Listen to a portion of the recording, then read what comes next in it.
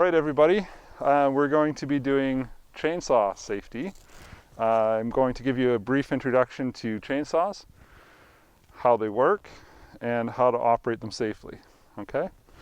So I'm going to pick our saw here. So a couple, just the anatomy of a chainsaw. You've got your chainsaw here, your chain. Then you've got usually your adjustment to tighten or loosen your chain. Before you operate a saw, you should always check the tension on your chain. And my dad always taught me that you just basically give it a little tug, and you should be able to see some space in between the bottom of the bar and the top of your guides here on your chain. A little bit of space, not too much, okay? If you've got a whole bunch, it's too loose. And if you can't pull it down enough to see the top of your guides, then it's too tight, okay? So it's supposed to be like, this is pretty perfect, just like that. All right, the next thing that we're gonna talk about is your oil for your bar. That's here on this saw. If this was a gasoline saw, you would have your gas mixture to check as well. You always have to mix oil in. You can't ever run straight gas through a gasoline chainsaw.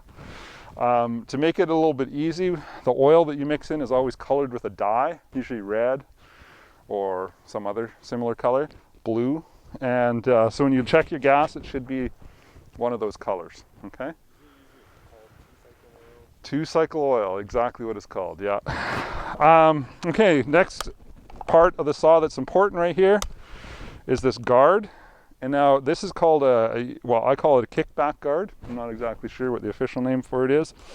But the idea of this is that when it's like this, it's unlocked and the chain can spin. When it's like this, it is locked and the chain cannot go anywhere. The brake's on, okay? One of the first troubleshooting things, if you can't get your chainsaw started, you always check this. Chances are the brake's on, it can't spin, and your saw can't start. Right? It's the most common thing I see. Why isn't it going? Oh, the brake's on. You gotta pull this back and then it will spin. And if it's a gasoline saw, it'll allow it to start properly. Okay, the reason why this is here is when you're operating a saw, if you're left-handed, your right hand's gonna always be on this bar here, okay? Always, without exception. And your left hand would be here on your trigger. If you're right-handed, which I am, it's the opposite. Your left hand is here, and your right hand is here, okay? Always, when you're operating. One of the reasons why is that if this saw kicks back, this hand and this brake are kind of the only thing between this and your face. So what happens, the way this works, is say you're sawing and it kicks back, the chain gets pinched, it kicks back hard like this, your hand, you're holding onto this, your hand hits this brake, kicks it forward and it stops this from spinning. So even if it does hit your face guard, it's not spinning and no injuries, okay? To operate this saw, we've got the trigger here. Now this is a safety trigger, so this one has to be down in order for the go trigger to work, which is a nice feature. So to turn this one on, you push the power button, it goes green with 2 batteries in there. And then you have, I believe, 3 seconds to use it. If you don't, it turns out off again. Okay, and that's for safety as well, so you don't forget that you've turned it on and then accidentally pull the trigger and cause an accident. Great. Now try moving your chain and tell me, is your brake on or off? Wait. All right, your brake's on, so you got to pull it towards you. Yeah, and go ahead, and now try and move your chain. There you go, see? So that's your brake, that's how it works. That's how you check your chain before you even turn it on, all right? Yeah. Great. Okay, now while you've got it, have a look at your chain oil. So turn it on its side, put it on the ground with that cap facing up, and see if you can twist that off and have a look inside and see if it's got chain oil. No chain oil. Okay, perfect. Okay, you hold on to the saw for me. We have some chain oil here. It's called bar oil. You can buy it just about anywhere. It comes in 2 thicknesses, like usually a summer thickness and a winter thickness. Here's a little secret with chain oil I want to tell you. It's nothing special. It's not like engine oil or two-cycle oil. It's not getting burned. All it's doing is lubricating your chain. You can use any kind of oil. So if you don't have the kind that's called bar oil, but you got some vegetable oil, you can put vegetable oil in. You got old motor oil, that's okay. You can put old motor oil in. You don't have to use this kind of oil, just so you know, okay? Some hunting and butchering, and somebody had an electric saw and they just put vegetable oil and that's all they ever put in, and that's what they use to butcher up the, quarter up the animal. Works great. And I'll just put a little bit in. These little saws don't take much. For your chain to work properly, it needs to stay lubricated. Okay. That'll be enough to get us started. Okay, go ahead and put your cap on. That's a really good question. I hadn't really thought of it. So the question is, will these electric saws, will the chains and bars last longer than a gas power?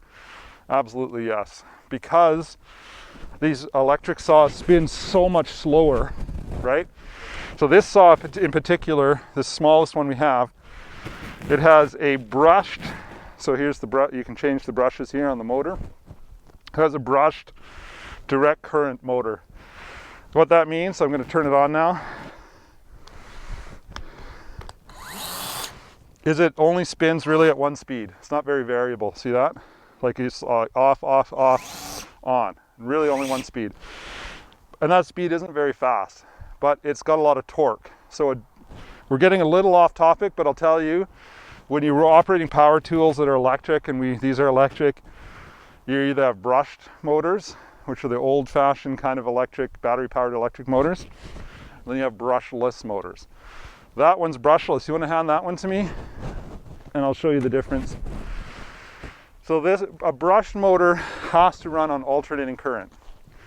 And we discussed alternating current yesterday, right? So what this chainsaw does, and any power tool that's brushless, is it basically converts your power to an alternating pulsing current. And that allows it to be much more, it's generally considered more efficient. And it also allows it to be much more variable. So you can go slow or fast and in between, right? So this one's got the brushless motor that's, you've got more speed control. But this one at top speed is not even half the speed of a gas saw. The one more thing that we're going to check here, and I'm going to put the brake on for safety. That's another thing before you kind of go touching your chain too much. You might want to put your brake on. We're just going to check the sharpness. What you'll notice when you're sawing, if your sawdust is really fine, like dust, you've got a dull chain, okay? And you need to sharpen it. What it should look like coming off is you should see chunks of wood flying off. Your sawdust should be chunky or even curly, right? Like little curls of wood. So when you see that, you've got a nice sharp chain. Okay, so that's basically it for the safety. I'm going to hand it around now. I'm going to invite you to go through the same thing. Check your brake, right? Check your chain. On this one, you push the power button and just squeeze the trigger, and don't do anything with it yet. But just try it out, okay? See what it feels like? And that one that way. And then with this one, this doesn't have a power button. It just has a safety button and a trigger. So you just make sure your brake's off, push your safety button, pull your trigger, and this one goes, okay? And when you buy a new chainsaw, it'll come with a tool for loosening and tightening those bolts, or nuts, or bolts. Sorry, usually 2 nuts, okay? So what you would normally do is you would loosen off those nuts just a little bit so that you can slide your bar forward and backward. And then there would be sometimes an adjustment screw of some kind here, and the tool would usually have another screwdriver you put in there and you twist it. And then there's a little cog and screw that basically pushes and pulls your bar forward and backward. So you loosen off those 2 nuts, adjust your screw to loosen or tighten, then tighten those nuts back down really tight. These Makitas make it a little easier. So there's your nut there, right, for adjusting your bar. And this is your tool. So you just pull it out like that, and then you just loosen it off. Okay, now it's loose. And then this, instead of needing a screwdriver, it's just got this little wheel, and it's got a plus and minus sign. So now I'm going to spin the wheel to tighten, and you can see now it's too tight. I'll spin the wheel the other way. And now you can see it's too loose, right? So that's a really good question. And I'm just going to tighten this up a little bit.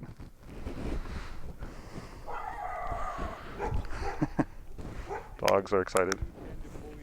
So for me, I do usually pull it up a little bit because I'm usually cutting from the top and pushing this way. So that means it's likely going to keep its tension setting if I have it up, because that's the way I cut. Some people prefer to cut from the bottom, which we'll cover beyond safety when we get into sawing.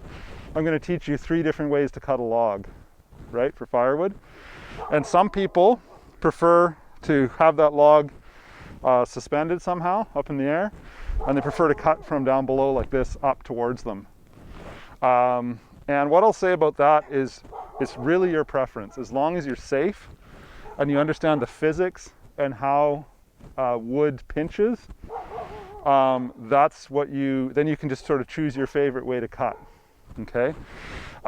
Because the main thing you want to avoid is any pinching of your chain at all. Because when you pinch your chain, well, best case scenario, you get your chainsaw stuck in the log, right? And it's a bit of a headache to get it out. Worst case scenario, you suffer some kind of kickback, right? And you get injured. So, yeah. Any more questions? That was a good one. Yeah. Perfect. Let's do that today. So, do you hear that? So the rule is that as soon as you touch it, you're fully responsible for it.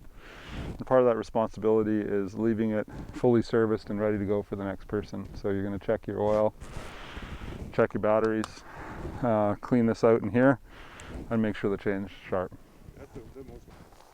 One more thing that's really, really important, because chainsaws are a high RPM, that means they spin really quickly.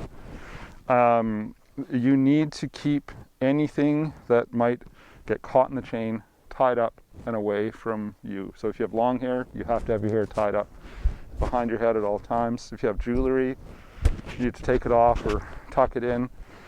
Anything else like tassels, like the tassels on your sweatshirt there, you'll want to be careful of those because you don't want to ever have them get caught in the chain. Okay, so that's really important. The other thing is your pants. When you're operating saws, we do have some chainsaw chaps inside. It's a good habit to have chaps on. They're basically armored pants in case that fast spinning chain, in case you hit your leg or your foot or something like that.